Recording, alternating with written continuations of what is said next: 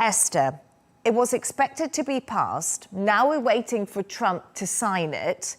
It could possibly be on his desk today, but any idea on when this could all happen? I think it could happen quite quickly. I would imagine from a strategic perspective and from what I hear about from the sort of Trump ground staff in this part of the country, they tend to like to bury news within news. So you have all this fanfare around MBS's arrival in Washington, and he may very well sign it within the next 24 to 48 hours, because what will then happen is the DOJ inevitably will redact some of the documents, at least to blur out the names of the individuals accused. Now, there's one argument saying they should put it all out in the public, and the public has the right to know everything. But on the other hand, you have the issue of, if these individuals are just being accused and haven't had their day in court to defend themselves, is it really fair, knowing how the court of public opinion functions, to put their name out in the public domain next to the names of these girls that have been testifying to the horrific abuse that they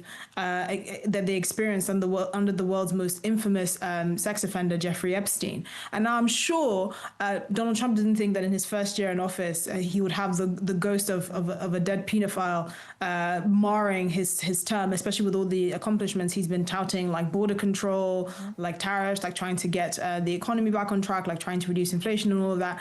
But this is one of those things that's really hit in a negative way his MAGA base, who are deeply religious and who'd feel quite strongly about this Epstein mess being put out in the light. You also have to remember that for the longest time, Donald Trump campaigned as the anti-establishment candidate. He said he was going to drain the swamp. It doesn't really get more swamp-like than the creatures that found themselves on Epstein's plains and islands multiple times doing, if these girls are to be believed, horrific things to young women. So I do think these files will be released, and I don't think they're going to be the sensationalist hype that everyone is expecting. I do think Donald Trump made a mistake not releasing it in the first place, because I think he's created all this hype around it. He's made people question whether he's in it. And from what I understand from insiders in the administration, his actual mention in the Epstein files is extremely minimal. This is someone who banned Jeffrey Epstein from Mar-a-Lago, so it's quite a stretch to say that they were friends. If anyone is to be concerned, it's more likely the likes of Bill Clinton, who seem to have, from what we've been seeing, more established relationship with Jeffrey Epstein. So again, this is no smoking gun, and I don't think it's going to be as sensationalist as people are expecting.